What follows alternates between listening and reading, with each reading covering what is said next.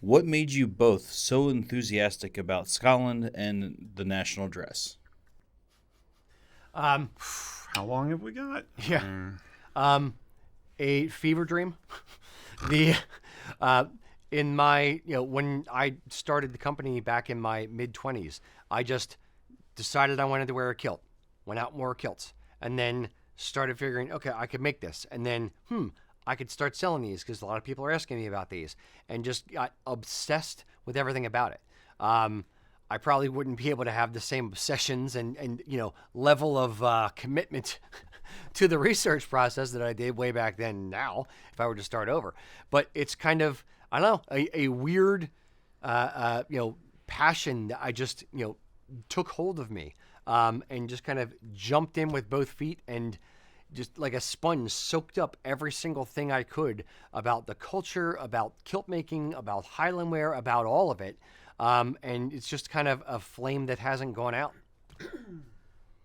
What is your passion for this? Where does that come from?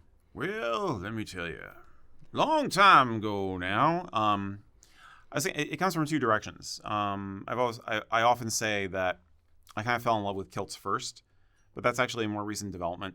I basically started thinking kilts were awesome on a fashion level and a this is badass level with the movie Rob Roy, Okay. Liam Neeson, not Braveheart. Rob Roy, far better movie in my opinion. And the whole romance of Highland culture and the Highland Rogue and all that kind of stuff kind of caught my imagination way back then. And I got into kilts as a modern, kind of a more rock and roll, rebellious fashion thing a few years after that with utility kilts. But the culture in general goes back to the fact that I was raised with some of it without even realizing it. Like my dad would recite the Selkirk Grace every year at Christmas and Thanksgiving. He would quote Robbie Burns on a regular basis. I grew up with old movies like the old Gunga Din movie and stuff like that, and see these British Army guys in kilts marching off with bagpipes, and it's like it's freaking cool, and World War II movies and stuff like that, where my dad and my mom had British friends. My mom especially had very strong British roots, and it was just kind of always in the air in my house. Basically the especially the Victorian version of stuff. So I had an appreciation of it from that standpoint, and just kind of like all the pieces kind of fell into place maybe 25 years ago. It was kind of like click, click, click, and it was like, oh, this is all this, and it comes from this, and so it's like an eating peanuts kind of a thing after that. Mm-hmm. And you come to it from a bit more of a history nerd Absolutely. type angle than I do. That's what I say. It's like still parallel streams, like the rock and roll kilter badass on their own, and then the history stream, and then they converged, especially after I started working here. Yeah. But there's no right or wrong way to get into it. It's just there's 1,000 different ways to get into any passion project, whether it's crocheting, whether it's riding motorcycles, whether it's whatever it is. There's 100. Those two things go together often. Crocheting while riding motorcycles. motorcycles. Exactly. Same time. Exactly. Get your needles humming. Crochet on the highway. Wearing a kilt that's see-through. Crocheted. It's my way. I don't know. No, stop me. I mixed three things there, but no, it's any passion project. What's the spark for any of it?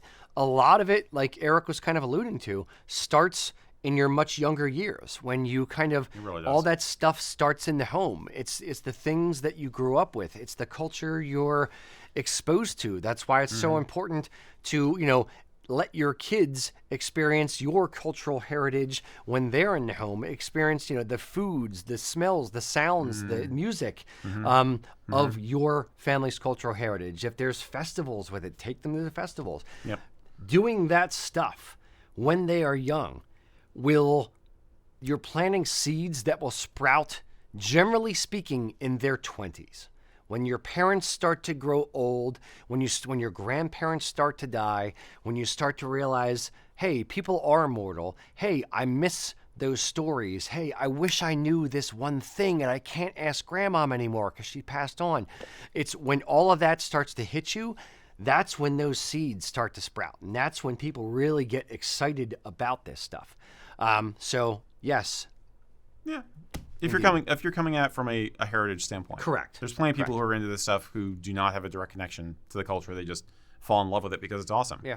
Just like I have friends who are Japanophiles. You know, they just got into it like maybe through, you know, karate class when they were kids and stuff. And it's just like, it snowballs. And then next thing you know, you're learning Japanese. And next thing you know, you're you know, a sword specialist. Like my one friend who lives in Thailand right now, who's, you know, he's very high ranking in, is it Iaido, I think. Sword basically stuff. Drawing the sword and cutting with it. So Nice. it's just it kind of snowballs. So. Yeah. It's you find what lights you on fire and then you run into it. Burning the entire way. Singeing all the hair on your body. Yes. 3rd-degree burns, head to toe. That's how you do it. Gnarly. Indeed. So how did you get interested? Tell us in the comments below. And be sure to like this video and subscribe. Thank you, guys.